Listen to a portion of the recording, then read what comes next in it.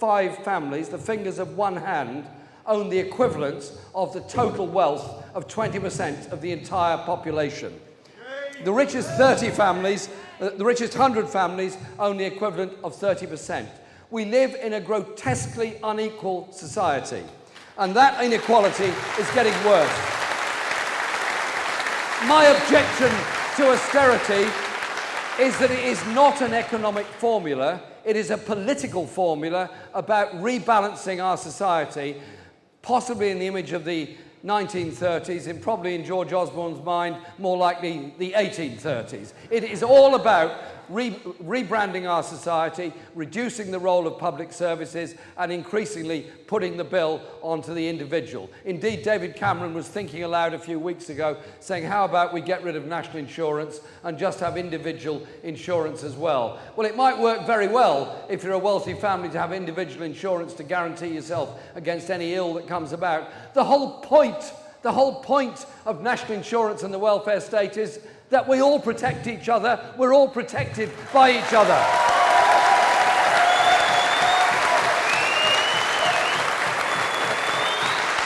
And so, you have to ask yourself a couple of questions. This austerity and inequality, what's it doing?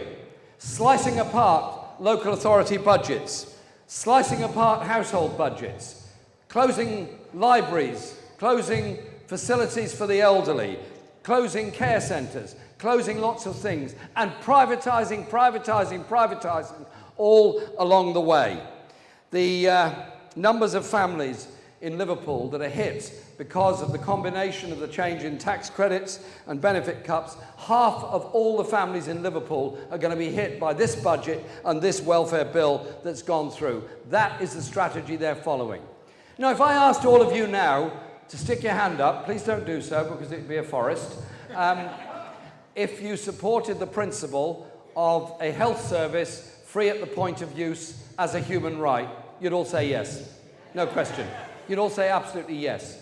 It was the great achievement of the post-war Labour government. It's the great achievement of Aneurin Bevan that he managed to push it through. I might add, at a time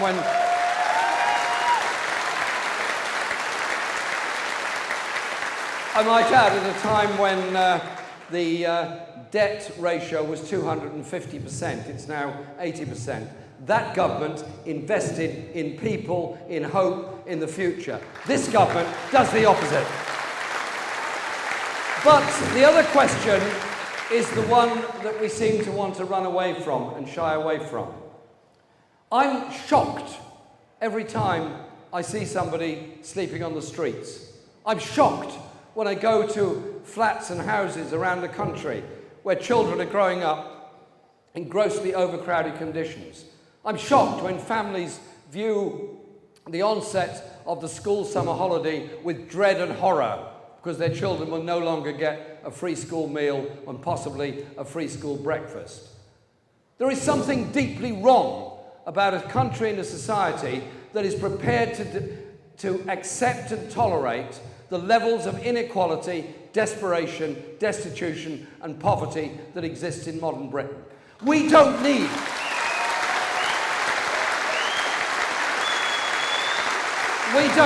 to go down the agenda set by Benefit Street and others. We need, I think, to take a moral principle. And that moral principle is quite simply this. If a society can provide health and education for all, it can also provide housing for all, it can also ensure we have a social security system that gives real security. So I want any future government's success, or otherwise, to be measured by all the normal economic indices that are there, but I also want it to be measured by the levels of poverty that's reducing, the number of children that are no longer going hungry, the number of people that are no longer sleeping on the streets, the number of people that are able to live and contribute normally within our society. Surely we're an inclusive society and these things are possible. Now, that is achieved by two things, and Alex is getting concerned about the time. He's always concerned about the time. It's something that concerns Alex a great deal. He's a man of much concern. Two areas I just want to briefly mention because I think they're very important. The first is education and the education system as a whole. The numbers of children that access preschool education ought to be every child has the option of a free place in preschool education. It shouldn't be a lottery, it shouldn't be based on income, it should be based on the needs of the child, and children's socialisation before they get to school is something that's very important. The children's centres, Sure Start, were a great step forward. It's tragic the way they're being destroyed at the moment, but can't we provide something decent for all our children? But the Tories have other ideas, and the other ideas later on in the school age are to turn primary and secondary schools into academies, and any council that wants to open a free school can do so. Any council that wants to open a normal state community comprehensive, forget it, there's no money available for it. I don't want to close any schools, I want to keep schools open. But I do want to strengthen the whole concept of the local education authority, the family of schools, and bring those academies and free schools back into the normal local authority system. And while we're on with it, I know it sounds very extreme and very far-fetched, but to insist that every teacher in a free school is actually qualified to teach seems to me quite a good idea. But the teachers have been denigrated by this government and sadly occasionally by people in my own party in the same way that medical professions are being denigrated now merely because they've raised concerns about the idea of 7-day working without the necessary new staff recruitment and changes that can make that a reality. But there is another issue, and that is the way in which working class youngsters get a chance to go to college and go to university. The cancellation of educational maintenance allowance means that many young people simply don't want to stay on at school because they can't afford to, and therefore miss out on A-levels, miss out on the chance of going to university.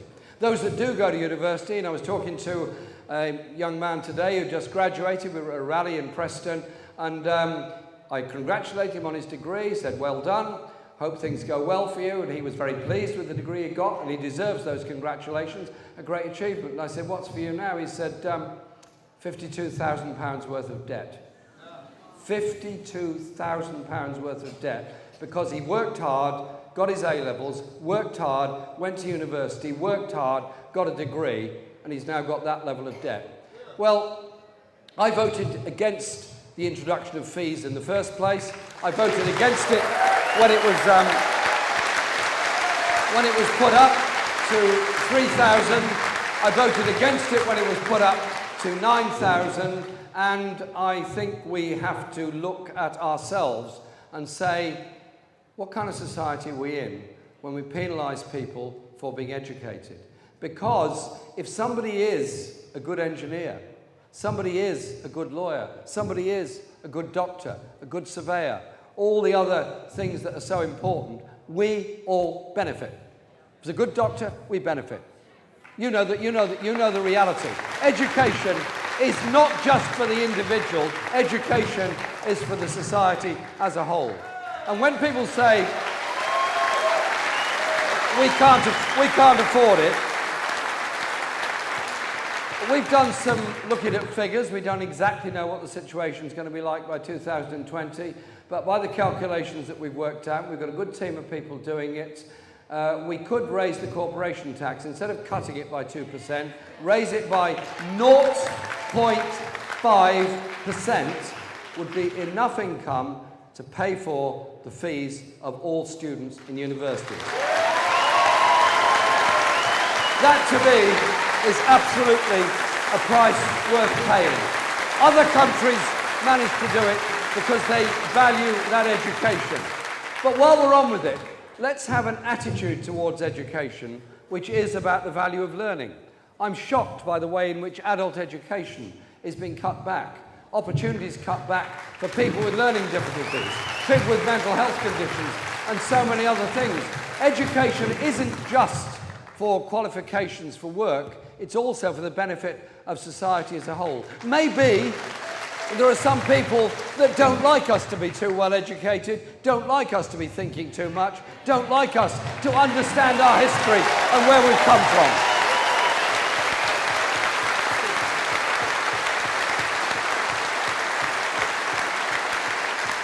The last point I'll make is this, because it's a hot evening and I want us to be able to listen to each other and talk to each other a bit as well, is the issues of environment and peace and justice around the world. We cannot go on as a planet consuming raw materials at the rate we are, polluting the sea at the rate we do, destroying the atmosphere at the rate we are, and by strong environmental regulations on both sides of the Atlantic, more this side than that, it must be said, exporting pollution to the cities of India and China. Because when air pollution becomes air pollution, be it nitrous oxide, sulfur dioxide, or anything else, it doesn't stop at national borders. It's very disrespectful of national frontiers, these winds are, as the seas are as well.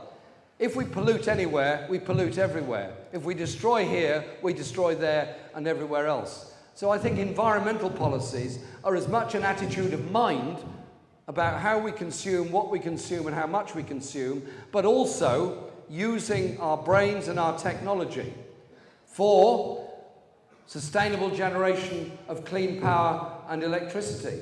This city led the way in clean water in the 19th century when Liverpool Corporation built Lake Verney, the pipes and the dam that went with it, and showed what municipal enterprise could achieve. Why can't that same municipal enterprise be used to generate sustainable sources of electricity and develop things in that way? There is much that we have to achieve in those areas, and the inspiration of those people that draw our attention to the destruction of the natural world and the ecosystem, to me, they're eco-heroes, and we should respect them for what they're doing. But I also want to conclude with this thought. I voted against the Afghanistan war, the Iraq war, and I was one of the organisers of that million-strong march. And we had massive meetings here in Liverpool against that Iraq war. When wars are over, the victors write the history. The victors decide who's won, and the victors tell the rest of the world who's won. What they don't usually tell you is who's lost. And I'll tell you who's lost. Those desperate people in refugee camps in Lebanon, those desperate people in refugee camps in Libya, those desperate people dying in the Mediterranean, and indeed, some of those desperate people in Calais, which the Prime Minister describes as a swarm.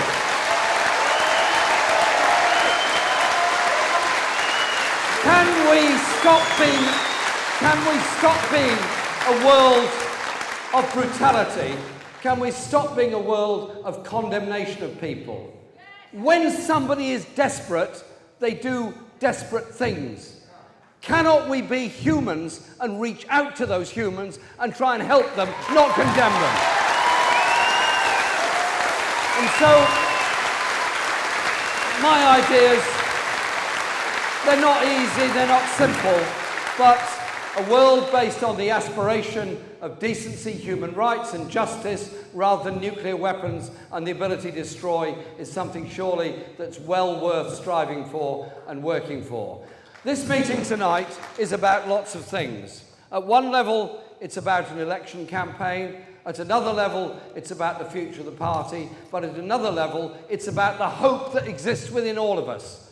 The hope that we can build a movement, a sustainable movement that is for social change. That we can stand up towards injustice. We can work towards the decent, equal, fair society that those people that founded our unions and founded this party and have worked so hard for so long can be brought about. If we can live in a society where everyone matters, everyone cares for everybody else, and everybody cares for everybody else,